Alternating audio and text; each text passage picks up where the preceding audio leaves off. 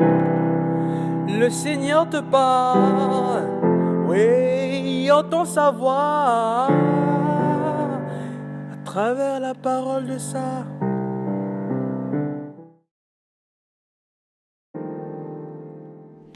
Bien-aimés dans le Christ, dans l'évangile d'aujourd'hui, il est question de bonheur, car il y a beaucoup de bonheur, de joie à écouter la parole de Dieu.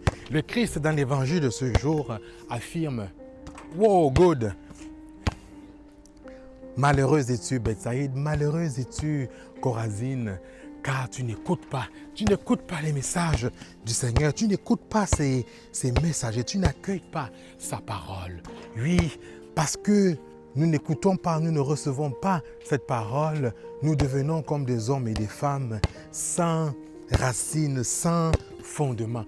Et cela fait de nous des hommes et des femmes malheureuses et malheureuses. Oui, bien-aimés dans le Christ, pour que les hommes et les femmes avec qui nous sommes envoyés puissent accueillir cette parole de Dieu, nous devons en premier d'abord nous-mêmes l'accueillir.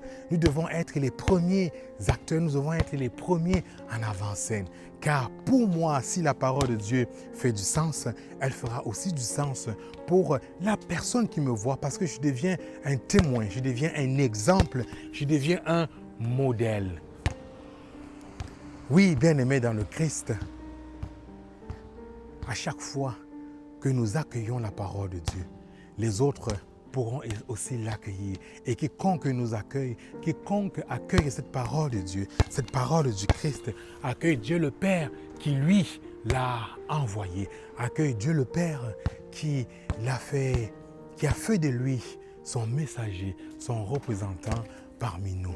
Oui, bien-aimé dans le Christ, et quiconque ainsi nous rejette également Dieu le Père. Quiconque nous rejette le Père qui a envoyé le Christ. Osons donc, bien-aimés dans le Seigneur, accueillir cette parole de Dieu, qu'elle transforme nos vies et que par notre exemple, nous puissions avoir un impact sur nos frères et nos sœurs qui, en nous voyant vivre, pourront trouver un sens à cette parole de Dieu dans leur vie qui transforme, qui bouscule.